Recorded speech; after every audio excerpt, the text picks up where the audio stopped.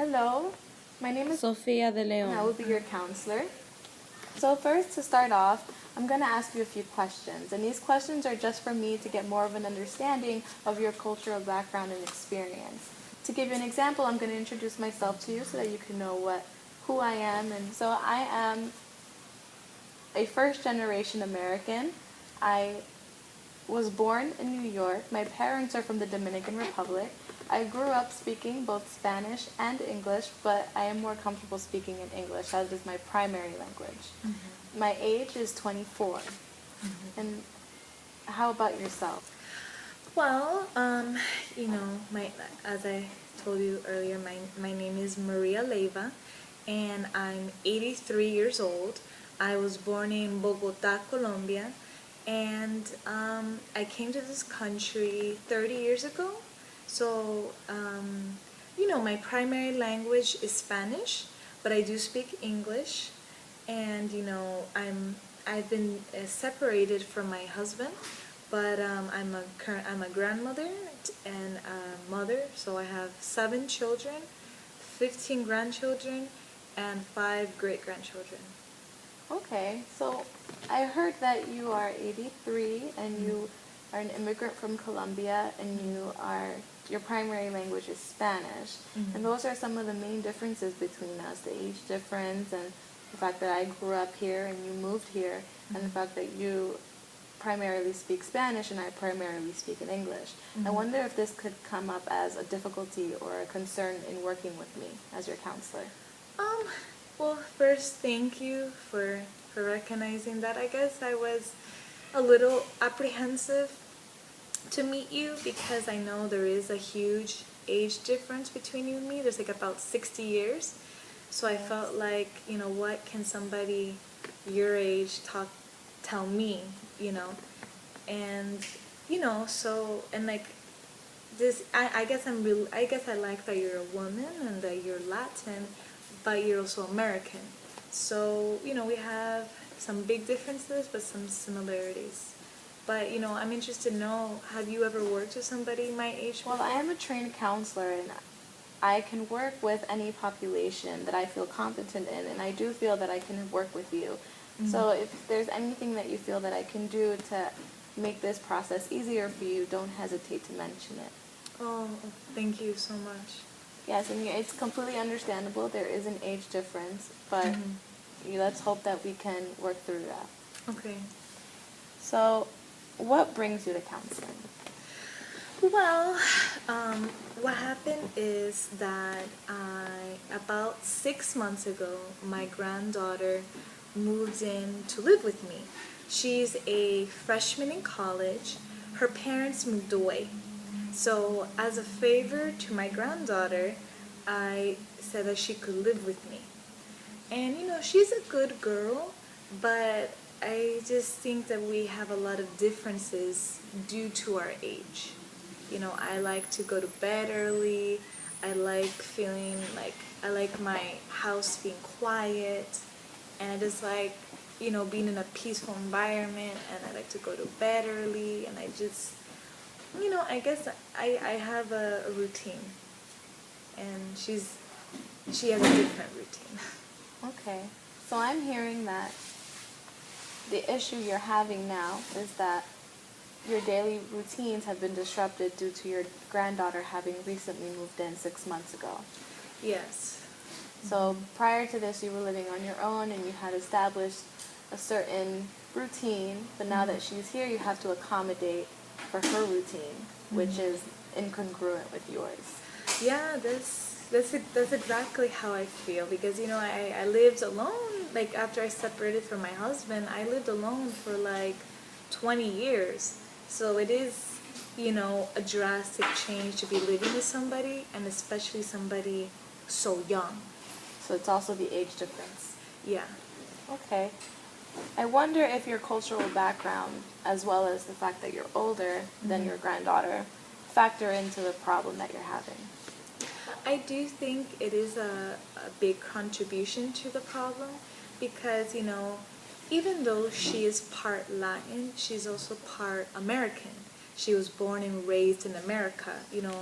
Her daughter her mother, my daughter, is Colombian, and her father is American. So she's a mixture of cultures. And I'm full Colombian, and so I just, I think living in Colombia, I was just raised a little bit differently with my values, my morals, my level of respect, and just even my generation was different than her generation. So you feel like there are generational differences between your values and your granddaughter's values? Yeah. I was wondering if you could tell me a little bit more about your values and your beliefs. It's just very simple. It's just very black and white. You just have to be a good person. You have to go to church. You have to work.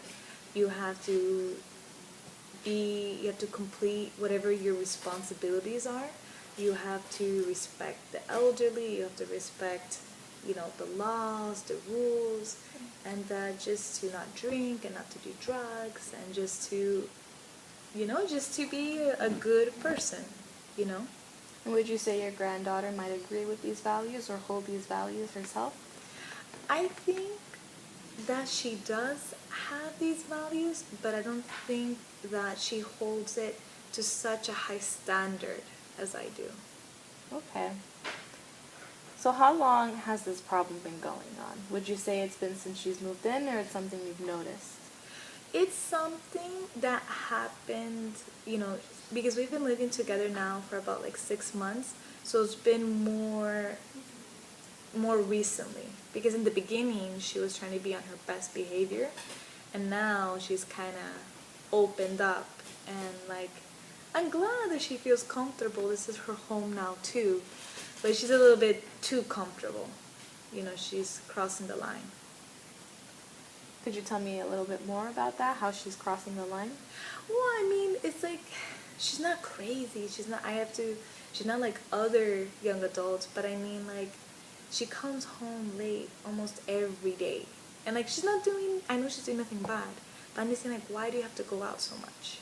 Like, yes, like, I know you're young, but why do you have to come home so late? And why do you have to turn on all the lights in the house? And now and she starts eating in the kitchen because she's hungry, and she's slamming all the cabinet doors. So I just think that she's not respecting that this is my house, and that, it's not appropriate to be doing, to behave in that way. It seems to me that you feel that she's not considering your age, and she's making too much noise around the house, and it's not helping you sleep. No, because like I told you, since it's so hard, it is. I have, I think, osmosis, or just like, just, I don't know if it's my age, or just, I don't know. I just it's so hard for me to sleep at night. Like, I always before I go to sleep, I always have to drink agua de panela, and I try to eat like some cookies or just anything to fall asleep. And then she just comes into the house and makes a ruckus. And and I work during the day, like I in the house, because I'm cooking, I'm cleaning, I'm washing the clothes, and so I'm on my feet all day. So like, I just try, at night to rest. I'm older and I need my sleep, and I just feel like she doesn't care. I can see how that would be frustrating for you. And I'm curious, because I don't believe that I asked you this, but why did you decide to come to counseling for this problem rather than perhaps discussing this with your granddaughter or talking to a family member? Did you have any reservations about coming to a counselor, or was this your first choice? To be honest, in Colombia, it's not that common to see like a counselor or a psychologist, because it's usually extremely expensive. It's not really that common, and it's usually for people who are crazy. So, when I lived over there, I would never go see a counselor. I would rather see my family or my friends, or talk to a priest. But I guess, here in America, it's something people say, like, if you have a problem, go see a counselor. And, I don't want to complain to my daughter, her mother, because I don't want her to feel like that she's imposing because her daughter's living with me, my granddaughter. So I thought, like, I should try to educate myself, and I thought I could try it out, this experience. Okay, that's great. Well, I can see that you feel kind of stuck. You can't talk to your family because you don't want them to think that they're bothering you in some way. So that's understandable. That's great that you made the choice to at least still try to find a way to fix this issue or to at least alleviate the problems that are happening. So I know that you mentioned your granddaughter lacks some consideration around the house, that there's an age difference and there's a difference in the routines that that are kind of just distressing you a little. Is that correct? Yeah, I think you got a picture of what I'm feeling. Okay, so what about some of the strengths in your relationship with your granddaughter? Well, I mean, I recognize that she's a good girl. Most people her age are drinking or doing drugs, or are not working or going to school. Like, she's a good student. She gets straight A's, and she wants to be a doctor. And I'm glad that she's fulfilling those responsibilities. And also, I don't drive because I never in my life knew how to drive. And I don't want to impose on anyone else in my family. So during her free time, she offers to take me to the supermarket, to my doctor's appointments, when I want to visit my sisters, or if I want to go, do something, she always offers to do that for me. So I guess the strengths is that it's a give and take, that I cook for her, I clean for her, and I give her a home, and she drives me everywhere since I can. Okay. So even though she might in the house lack a little bit of consideration, she seems to also provide a lot of support and helps you get to places that you need to get to that you wouldn't be able to on your own. Yeah, and she does, and also I have a mild case of Parkinson, so sometimes my hand shakes a lot. So like if she sees that, like if I can't pour something, like when I'm cooking, or if I can't put something away, she'll help me. So yeah, in those ways, I think that she's aware of my needs. Okay, so there are some positives to this living situation with you and your granddaughter. It's just a matter of finding a way to lessen the distress of the more negative aspects of your living situation. So what specifically would you like us to focus on? What might be a goal for our counseling sessions? I guess, I want, because obviously so far for her bachelor's, it takes 4 years. So I don't know what's going to happen in the future, but I presume she's going to be living with me for a while. So I wanted to make it a nicer environment, that just so that we can both respect each other, that she can allow me so she doesn't disrupt my routine. So yeah, just so I can understand her perspective from her age of what she wants to do, and she can understand my perspective at my age of what I want to do. Okay, so I'm hearing that you would like for your relationship with your granddaughter to improve so that there could be more of an understanding of the age difference that there is and more consideration on both your parts. I think that would be fair. I think that's just so we can live harmoniously with each other. Like, I know it's not going to be perfect, but just so at least your daily routines could sort of be more congruent. Yes, I think so. Okay. So we could definitely start working on that. So yes, it's perfectly normal to feel frustrated in this situation with your granddaughter. She's much younger. She just moved in. It's a completely new experience.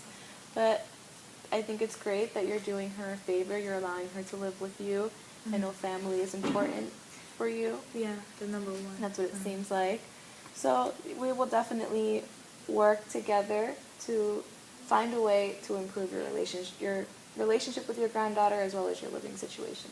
Oh, that sounds good. Okay. Oh, thank you. Thank you for coming in today. I'll see you again next week.